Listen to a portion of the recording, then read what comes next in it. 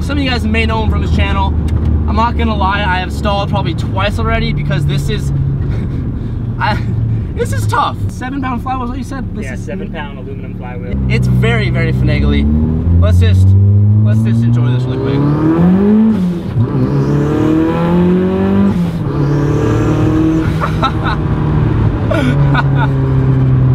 That's pretty fucking fun. That's pretty fucking fun. He has a YouTube channel called the Car Passion Channel. It will be linked down below. You're gonna want to check this out. Greg, tell us in a nutshell, what do we got? What are we in here? So, I've had this car for 3 years, and when I bought it, it was almost completely stock. And I really just bought a Miata for a daily driver. I had no intention of modifying it. Probably 5 minutes later, I ordered wheels and coilovers. That's just kind of how it goes. And then I dynoed it, it made healthy numbers, and I just decided to boost it. What size turbo you got? It's a Garrett. Fucking hell! It's nice and quiet now. That is so embarrassing. And I could easily edit this out, but I'm not. Tell him why I'm looking like such an idiot right now. Can you tell him why? I could tell him why. I'm thinking... You're thinking you're not. To give myself that dignity, I'm trying not to burn the shit out of your clutch and find that sweet spot, but it's like you're there or you're completely off. It's a learning curve for sure. It's a 7-pound aluminum flywheel, and it's a 6-putt clutch, which has a really abrupt engagement. Very. Let's add emphasis on the very. Very abrupt engagement. And on top of that, it's got no idle valve to kind of save you when you drop the revs too low, because it's on a standalone ECU. And we don't have power steering, because race car. That's right. I mean, this is the most race car Miata I've ever driven, which is, I've only driven about 3 other Miatas, one of those being the no fucks given Miata, which everybody loves. That thing is crazy. So what kind of brakes are you running up front? It's a Willwood big brake kit, and then I have a proportioning valve to help balance out the fact that I have stock rear brakes. There's a really big hill right here, and we're going for it. All right. I hope you're ready. I hope I'm ready too. I mean, I'm ready to watch. Ready? Look. I mean, you really have to... I'm scared I'm gonna over-rev it and then just like burn the shit out of it. That boost is like at 4.5, and it comes in pretty hot. We're on like 13 pounds of, or you say 11 or 13? It's 13 pounds, and it actually tapers up to 15 pounds up top. Very nice. Putting about 276 wheel. That's right. Weighing in at how much? 2240 with a full tank. That is so fucking light. I feel like a lot of people don't understand how light that actually is, but that's very, very light. They just hear, you know, a number that's 200 horsepower, and they assume that it's really not that fast. Yep. Oh, I'm all about that. No power, really yanking that steering wheel. That really gets you. That's awesome. Running 225s all around, right? Which is huge in this car. When you see it in person, we were looking at it from the front. I was like, Greg, your front tire setup's pretty crazy there. He's like, yeah. I was gawking a little bit at that. I wish I had that. I wish I had that meaty of a setup. And I'm gonna reiterate. I mean, it's not like we're in like a fucking Bugatti and it's like, yeah, this turbo Miata, it's super crazy fast, but it's when we get to the corners, and you can attest to this just as much as I can. That's where these cars are meant to be. And like you said, you're an avid track goer and you like to do autocross, you like to go to the back roads just as much as the next guy. And that's what this is built for. Yeah, especially running not only a really wide tire, but they're really sticky tires. NT01's a semi-slick tire right on the sidewall, recommended for competition use only. And recommended. Recommend. Right. Keyword recommended. See, they're still legal. They're still legal. I love to run the car on the street the same way that I run it on the track, because when I get to the track, I'm completely completely used to the tires. I'm used to the brakes. Oh yeah, you're already there. Post guys, yeah, absolutely. I know exactly where you're going at. We're on E85 too. Yes. It's like you don't need an air freshener. You got the E85. I'm just like, when you came out to the spot, I was like, I think I smell some corn. If this car has a fluid in it, you can probably smell it. It's 211,000 on the That should be a quote. engine. That should be you should put that on your channel quote. If this car has fluid in it, you could probably smell it. Leaves people wondering. Low key, like in the back of my mind, I'm like, fuck, like I'm gonna stall in front of Greg again, but we're not because we're confident. Just the small difference with this clutch. It's so like you just have to focus a little bit. It's not second nature right away. Absolutely not. We'll see. So, going back to a couple times ago when you stalled, we were talking about what kind of stuff's on the motor. It's a Garrett GT2554R, which is the smallest ball bearing turbo that Garrett makes. And a lot of people stray away from the 2554 because it is the smallest, version. And they're so concerned with the power falling off in the top end. And you can probably tell everyone that's watching that all the way up to 7,000, it's yeah, not I was gonna off. say we're staying in that boost the whole way up, and it's no complaints. Also, too, downshifts are easy too. I can always appreciate a car that has a nice, like, notchy, like, shifter with a nice clean downshift. And that's that flywheel too. The revs are really snappy compared to stock. Oh yeah, especially when we're banging gears too. We got a good snap to it. Everything about this car, two goals really. How can I make it more aggressive, and how can I make it more fun? What's the next thing I can do to make it more fun? So what are your next plans? If there are any, if you don't mind me spoiling it in the video. It's kind of a tough decision for me because I feel like the car is just very good as it is. It just is well put together, and I always want more power, but it's that fine line of, do I really need it? Is that going to take away from the personality it has now? Or do you, I feel you 100%. You'll find out when we get into some corners. Second gear exit full throttle, you're not going to have a traction problem at all. It's like perfect. It's like, do you want to risk screwing that up to have more power in a straight where that's not where the car shines? And it's been a balance ever since it was stock to add a little bit more grip and then a little bit more power and then a little bit more. Have you thought about going like fender flares and making it a little bit wider? I really don't like the fender flares. Okay, you just don't like the look of it.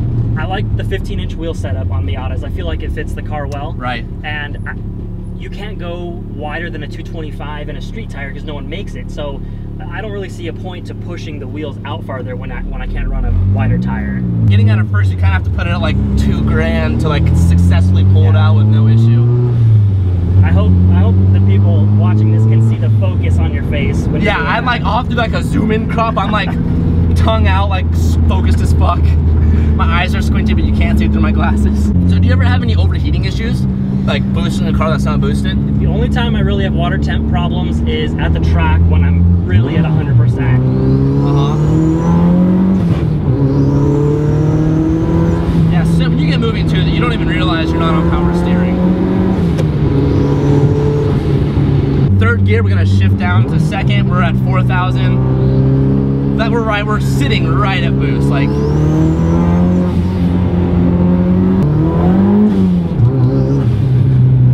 that sound can never get annoying. Do you have? I see you have this one. Do you actually have radio in this car? I do, but on the freeway the speakers aren't even loud enough, and it doesn't matter to me because just the sound. You really have to make sure that you're putting it in that third. That third's kind of a stretch. You really have to get that in there. The 2.3 is usually difficult in Miatas, and the reason I have these aggressive motor mounts in here is to help with that because the engine and transmission rock a lot. And when you're off boost and on boost, it's rocking so much that stuff doesn't line up.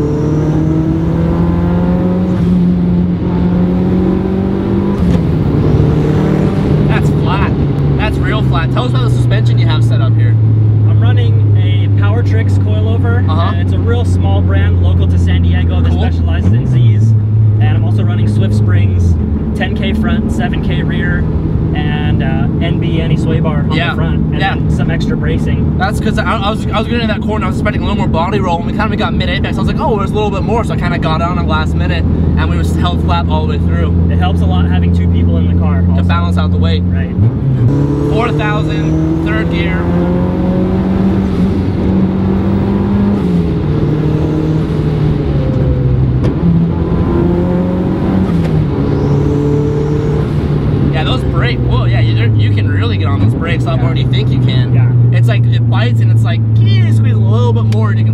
four pistons just happily go together for you. The street pads don't have a ton of bite. It's more about the pedal pressure in the brake. Yeah, I was gonna say there's a lot of pedal pressure there that you can really get on and get down to.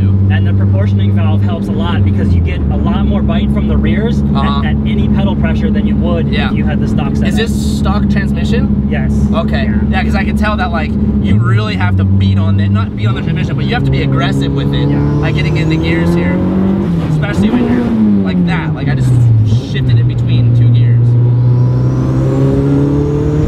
Like you really have to be on it.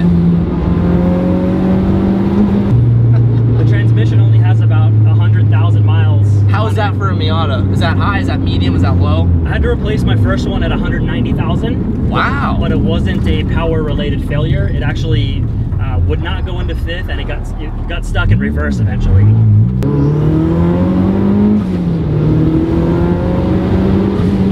Get on those brakes. That stops you. Yeah. That stops you good. A lot of people don't want to spend the money on the brakes because they're expensive, but when you get a lot of power in the car, that's what I'm looking at for my BRZ. Is I need to look at brakes now. So we're at third gear, 4,000 at like a little under 50. We're going up to a little turn here. I could drop to second, but I want to say do third all the way through.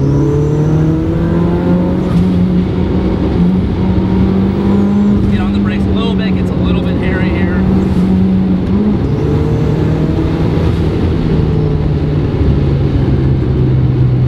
Downshifting back to third, I was through fourth.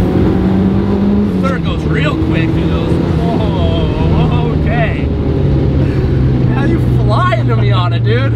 You really fly. No doubt about it. And they're so flat too. Like you feel like, I don't know, like the body of the car is just so like unified. A lot of times you kind of feel like you're jumping all over the place, but I just feel like, again, we're in a Miata. I can't expect too much different other than that. But second gear, 5,000, 40 miles per hour, straight boost. You can go all the way to 7,000. Power steering doesn't get all janky too when I get on the brakes. Going that fast, it's relatively easy.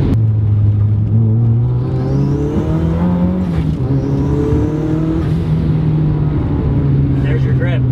Yeah, we got to the bottom of it. I was like, oh, I think there was a little more. Let me turn it a little more. And hell, I was expecting us to slip a little bit. We held it all the way through. Do you have AC in this car? No. It's a bit steamy in here, but we good. I got a fan. I was wondering what those were. So this is the fan. To get the heater, there's something under the dash I gotta flip to open the heater core. This is my 100 horsepower switch. Low, it's on high boost right now, which is 276. Okay. Low boost is 176. What? And then this is launch control and flat shift. That is so awesome. Well, I've never seen that set. Is that a common thing in Miatas? I've never seen that before in anything. I haven't really seen it a lot. When I got this car, it had no climate control cluster, so I just kind of decided to make the best of it and put some cool stuff in there. That's awesome. All right, guys, I want to thank you so much for watching this video. Greg's Miata is awesome. It makes me want a Miata. I say that after the end of every video, but be sure to check out Greg's channel. It'll be linked down below if you want to see more builds on this, or if you have Miata fever like I have myself. You definitely want to check that out. Thank y'all so much for watching. Peace out and keep moving forward.